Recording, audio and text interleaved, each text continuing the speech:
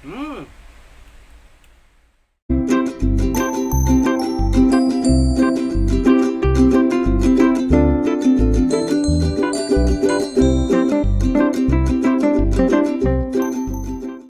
Hi guys! Welcome back to my channel. So today's vlog, tayo po ay magluluto ng tortang sardinas na may carrots at ito ang mga ingredients.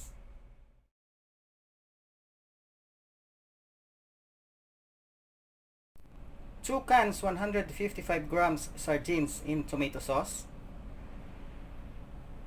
3 pirasong itlog, carrots, spring onions, bawang, sibuyas, all-purpose flour, siling haba, at saka asin at paminta.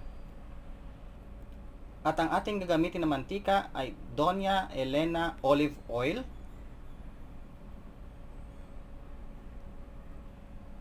Let's start. So ilagay lang natin yung sardinas sa bowl.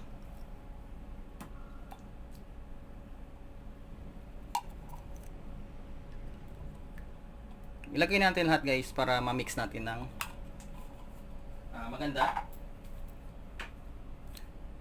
Yan yung sibuyas natin. Bawang.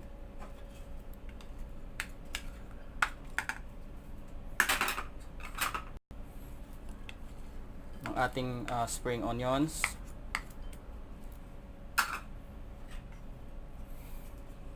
Ang ating carrots. Gusto ko kasi guys lagyan ng parang gulay. Ang carrots.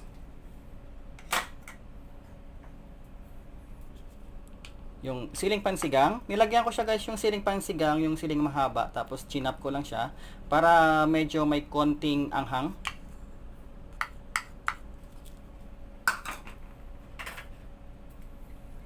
Ang ating asin at paminta.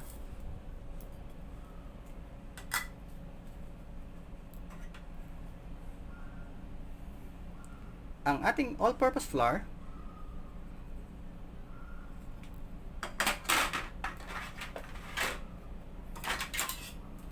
At saka yung ating itlog guys, so i-mix natin muna yung ating itlog. So set aside muna natin yan.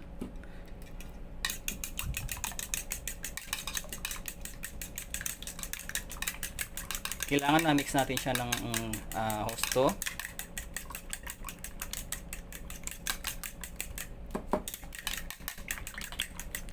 Yan. Ito guys yung pinaka-simple at saka easiest na magluto. Pangmadalian lang pag ikaw ay may trabaho. So saglit lang siya lutuin. Yan, na-mix na natin yung tatlong itlog. Ihalo lang natin siya sa ating naunang mga ingredients.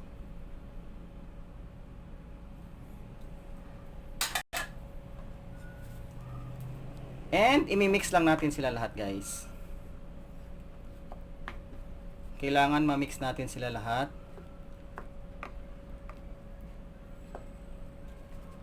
Tsaka kailangan madurog natin yung sardinas.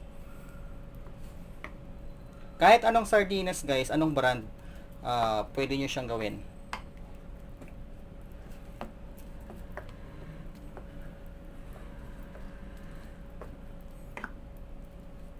Yan, so durog na natin yan.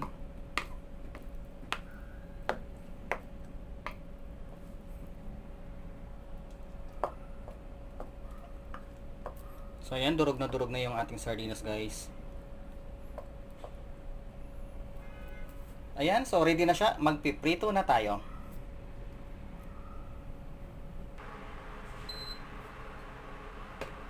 Ayan, so medyo painitin natin yung ating kawali.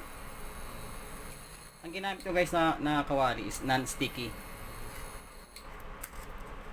Ayan, pag medyo mainit-init na siya, maglagay ako ng konting olive oil guys. Gagamitin ko is olive oil.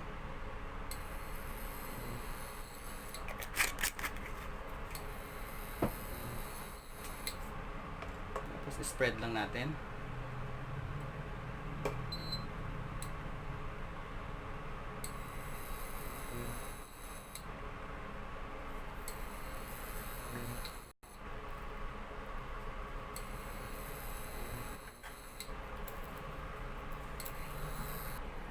Ayan, so medyo mainit na. So maglagay na tayo.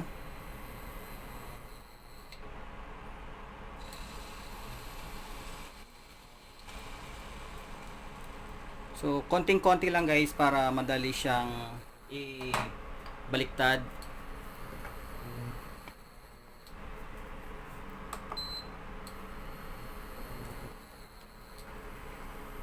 Oh, ang ganda ng kulay.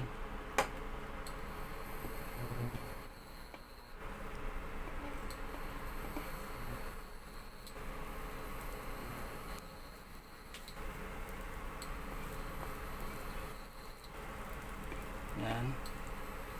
Pag medyo brown na siya, pwede na natin siyang i-flip. Ayan, so non-sticky yung ginamit natin guys para mas madali siyang baliktarin.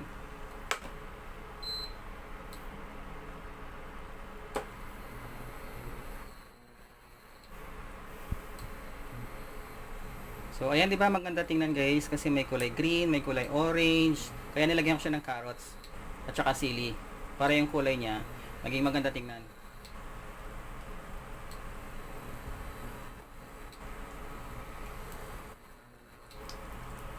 Ayan, tingnan natin kung brown na yung likod.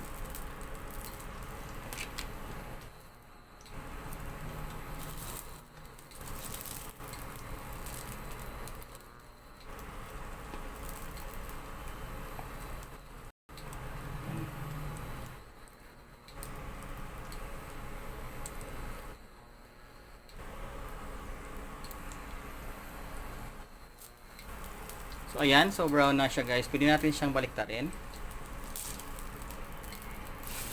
Oh, 'di ba ang ganda?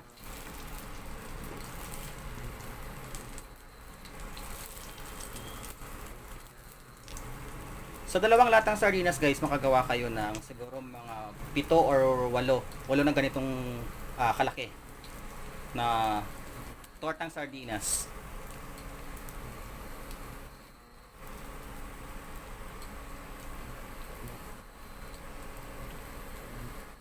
Murang-mura pa to guys, almost 50 pesos lang yung ginastos ko. Pero ang makakain nito 3 to 4 persons na siya.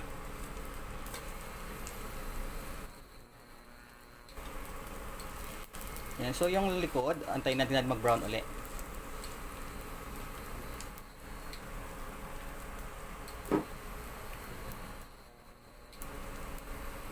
Bango.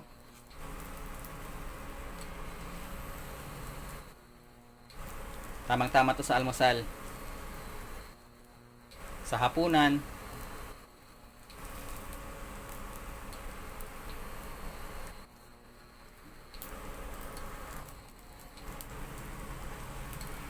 Oh, yes.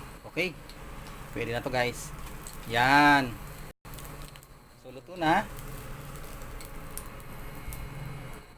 Ito yung first finished product natin. Sa kulay pa lang masarap na. So gagawa tayo uli. Same procedure pa rin. I-spread lang natin yung olive oil ulit.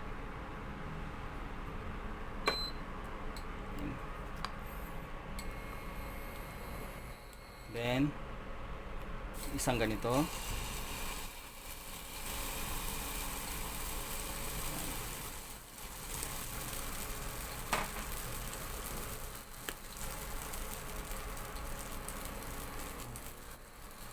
Maganda kasi gamitin nyo guys yung non-sticky na kawali para hindi ka mahirapan baliktad.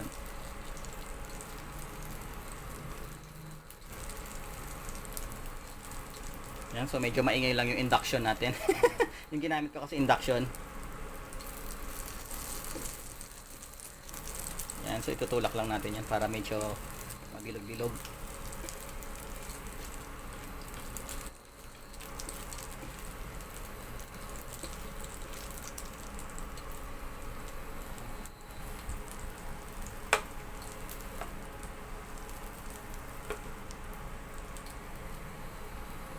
Ito yung pangalawa natin.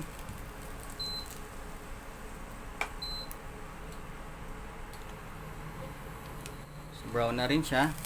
Finish natin baliktarin.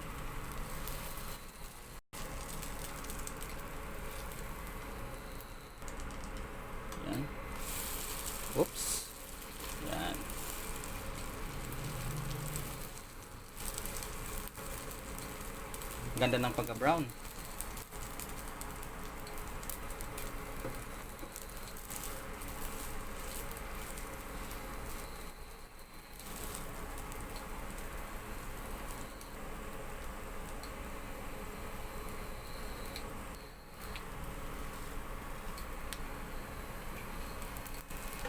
So yan, okay na rin, luto na rin siya. Oh.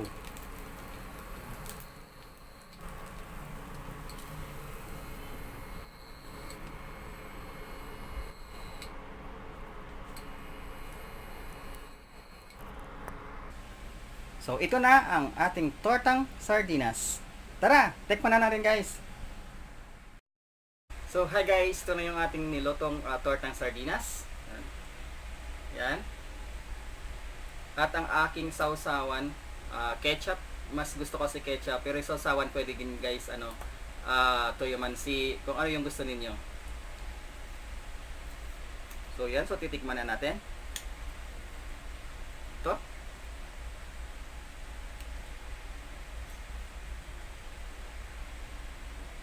Mmm.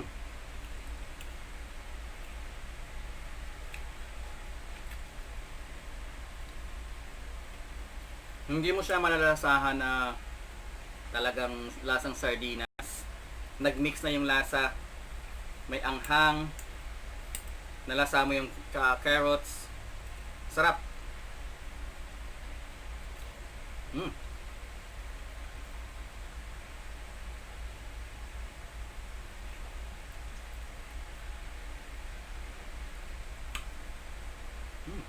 Kagandahan lang guys, yung sili at saka yung spring onions, green na green pa rin siya, yan o.